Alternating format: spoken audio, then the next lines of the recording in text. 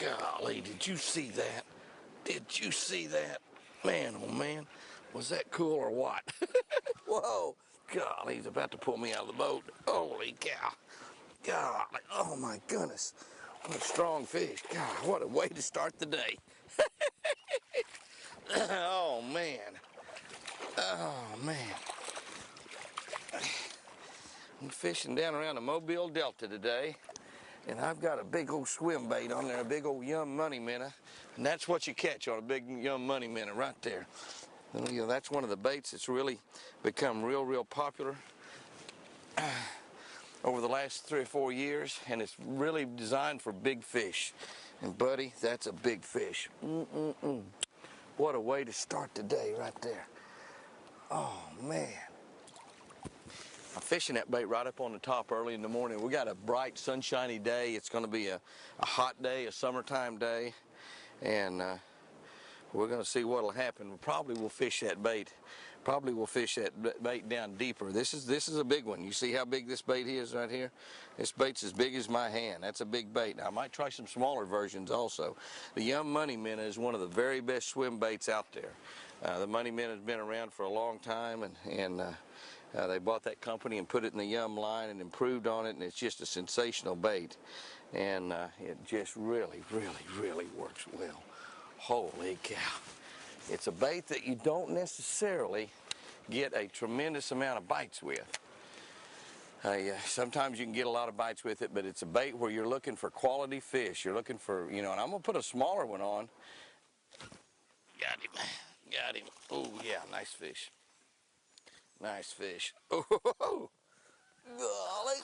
Oh, and he come off. My goodness. Goodness sakes alive. Boy, he is so strong. That's about a 4-pounder. He is so strong. It was amazing. Man, need to hesitate. And when you hesitate, when you throw that bait out there and you hesitate after a fish gets on it, you know, your bait's you're not going to know exactly where your bait is going to be. And if you can just hesitate for a second or 2 seconds before you set the hook, you're going to catch a whole lot more fish. And it's really difficult to do. It's difficult to do when you're fishing the bait in really thick cover like I am today, because for one thing, the bass gets it and he's running down through the cover, so you know you're going to have a hard time getting him out of there. And that's why you need to use a braided line. You need to use some line that micro Dyneema line or a braided line, some non-stretch line. You can put 40 or 50 pound test on there, and so when that fish hits that, you can let him run with it a little bit and then bust him. Come here, big boy. Golly. All right, come on. Man.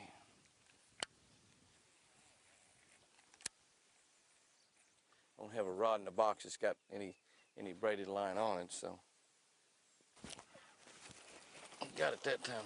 I must not have been the same one that hit it a minute ago. I think the one that hit it a minute ago surely was bigger than that. Maybe not.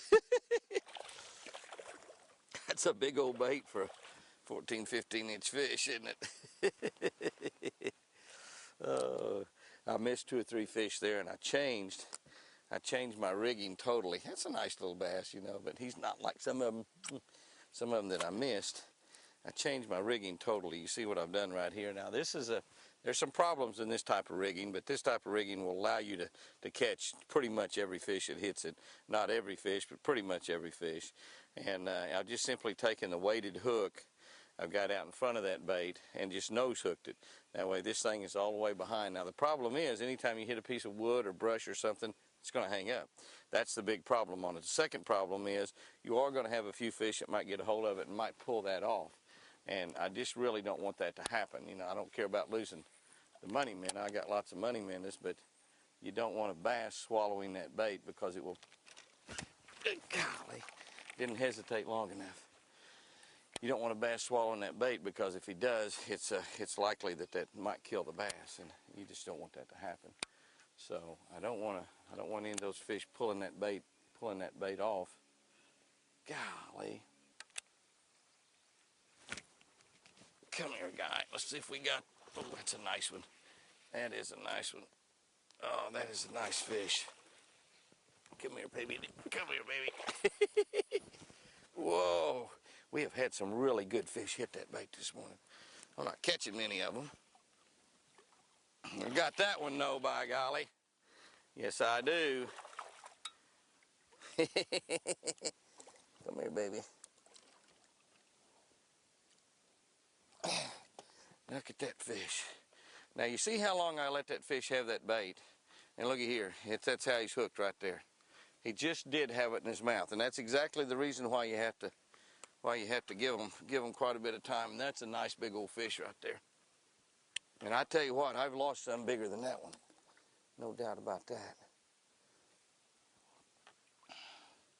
You can catch quite a few fish on one of them, so they're really, really a good, particularly if you nose hook them like this. If you nose hook them, you can get quite a few fish off of bait. Holy cow. Jeez. It's killing me. It's killing me. Oh, it's killing me. Oh, man. Oh, guy, he missed it. He missed it. Oh, man. That's a big fish. That's a really, really big fish. He didn't miss it that time. God, it's a big one. God, it's a big one. Holy cow, it's a big one. Holy cow. Holy cow. Golly. How in the world did he throw that hook? Holy cow. I don't understand how in the world that fish got off. My goodness. That was a big one. He missed that bait, and then he missed it, and then he got it. Golly. Oh, my goodness, what a fish. Good lands. All right, you gonna jump around and get off, guy? It's a pretty good one right there. Nothing like that one that just got away. Now, he swirled under it, and I kept coming. He swirled under it, and I dropped it down a little bit, and then he got it. Oh, man. I have had some big fish hit. You know, and what I've caught has been great. I mean, these are big fish right here. But, man, because when you're fishing a bait that big, look at that fish. Look at that fish. He's like half the size of the one that just got away. I mean, I'm going to turn him loose anyway, so it really shouldn't matter much to me. But it matters to me. I mean, it matters to me. Let me tell you, if you ever have this happen to you and you're fishing monofilament line, wind some non-stretch line on. She loved that sugar. You know, another thing I think I might do. Golly, I don't know, I'm getting so many bites. You know, I might move down. All right, look at that. You think I got my money's worth out of a money minnow? Look at that bait, it's just crushed. It's just, it's just been chewed up. I don't know if them old big ones will jump up there and bite it like that, though. I'm getting some giant fish to bite my bait.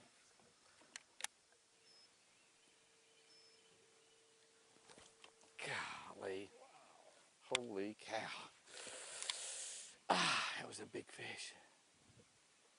That was a big fish. Golly. Man, come up there and get after that bait. It just kills me. Get that bait in their mouth. Oh, God, you see that? Holy cow. Got him. Got that big mother. Oh, got him. Boy, I hesitated there. Oh, there's just so much junk out here. I mean, he's down under the boat. It's a huge, big old giant fish. Whoa! He nearly jumped in the boat. He just about jumped in the boat. God, look at that fish. Look at that fish. Oh, man. You're talking about a 7 or 8 pound fish jumping completely out of the water like that. Look at that fish. Looky there. That bait, I saw it disappear. I tell you, one of the things that I'm telling you about swim baits, like I said, I'm learning. But one of the things, whoa, there's an 8 pound fish right there, buddy. Oh, man. One of the things that I've always said about catching fish is when you get a fish close to the boat, the first thing you want to look at is how you have that fish hooked. How you have that fish hooked. And if you've got that fish hooked good, you fight them differently than if you don't have them hooked very good. One of the things with a swim bait, if you've got the bait up in sight, now we fish these baits down out of sight, but if you got the baits in sight, I'm going to let you go, big. Oh, look at the belly on that booger.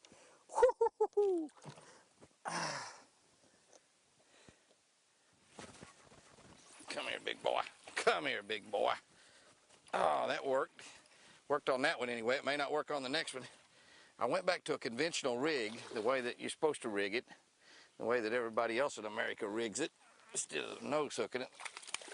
Oh, golly, and he still got off. All of that, and he still got off. I was down there. And what I've done is I've gone back to the conventional way, but I took my needle nose and I opened that barb up. So you see what I've got right there now?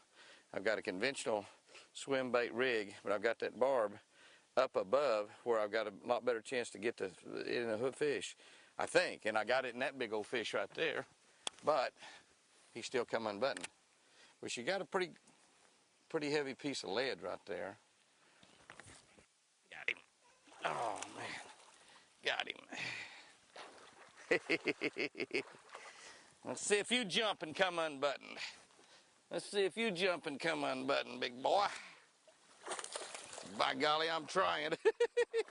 The other thing is these fish are wilder than snot. I mean, they are just wild fish. Great big giants when jump out of the water. That's a good 3.5 pound fish. Look at there. See, he's not hooked real good. I mean, he's hooked real good. He's hooked all the way through. But he didn't have the bait very deep. That's a good fish right there, though. Baby doll, baby doll, baby doll. Well, that helped. I tell you what I might do. I'm going to do this right here. Looky here. This is how I did it. I just took my pliers and opened that hook up. I'm going to open it up even more. Might break a hook doing that. That's a good strong hook though. But if you broke it, if you broke the hook, now look how far up it is. If you broke the hook, you'd probably cut your hand. That's probably what you would do. Let's see. That was fish there was hooked pretty good though. Oh, holy cow! Holy cow! My gosh! He's down in that tree. Holy cow! He's a big one. He's down in that tree. Oh, he jumped over it. He jumped over the tree. He jumped, clumb over the tree. Holy cow! I had to push my button there. He jumped over the tree. He jumped over the tree. He hit that thing. I didn't let him get any. I didn't give him anything at all. I mean, at all. Looky there. Looky there, sports fans. Wow, what a fish. And look how I barely caught him. Opening that hook up though. Opening that hook has got it. My hook looks terrible. It looks so ugly. Look at that. It looks just like it's just couldn't work at all. But that is such a big swim bait, and that is such a big fish. Oh, and the sun comes out so we can look at him real pretty. Wow. Was that special? I caught him again. I caught him again. The fish goes down and he says, "You won't believe that goofy idiot. He caught me and turned me loose and caught me again." I don't even need a bait. I catch him by hand. Don't even need a bait. I catch him by hand. You reckon I can somehow? No, I'm not going to be able to get one more out of it. It's just, that's a goofy looking hook. You're a goofy looking hook. Ha! Good thing I didn't have anybody fishing with me. I had to knock their fanny out in the lake. Did you see that? Wow. A swim bait is without a doubt a big fish bait. When you use a bait that size, you're not going to catch very many small fish. You can move to the smaller money minnows, you're going to catch some smaller fish, and you probably will catch a little bit larger quantity of fish. But there's a couple ways you can rig that bait. One is the conventional way, which you want to come in here and run the point of the hook in the eye of the swim bait, in the nose of the swim bait, and then just come over here a little ways, and a little bit too far, and come right back out, right about close to where that little slot in that swim bait. When you take this out of the package, you want to take and open that little belly up and make sure that it's not sticking together. You want to come out right about where that belly starts up there. Wet that head so it'll slide easily, because you're going to slide it through the nose of that. Slide through the nose like I'm doing right here. Come around and then turn your hook. Now I've got the eye of the hook right here in the nose of that swim bait. Now I'm going to then come in and open up that belly again and go back here right about where that where that hits. You see where I've got right about where the bend? I'm going to put my finger there, and I'm going to put my fingers on this other side because I want that point to come out right in the dead center of that. So I'm going to go right there, and I'm going to go straight through, and I want to feel that point of that hook coming the other way so I know it's right in the dead center. And that's exactly the way you want it. That's perfectly straight. That will swim and have that great shad action. The other way that I do a swim bait, come in here and come in under the bottom of the bottom right around the nose and come right straight through, dead center, the top, and just nose hook that bait. Now, one of the problems in nose hooking is that a fish might grab a hold of it and pull it off, and that's not good. You really don't want that in the lake. You know, don't throw these in the lake after you get through using them. Throw them in the bottom of the boat when you get to the station at the end of the day. You know, you get ready to fill up at your local BP or wherever. Well, then you want to, you know, then you want to throw all these away. Do not throw these in the lake. Do not throw any soft plastic in the lake. Now you've got this nose hook. Now the other disadvantage of this is that this will get hung. If you pull across a log or a limb or brush, you're going to hang up. But the advantage is when a fish grabs a hold of that and he's got a hold of it, he's got the hook in his mouth. Bust him and he won't get off.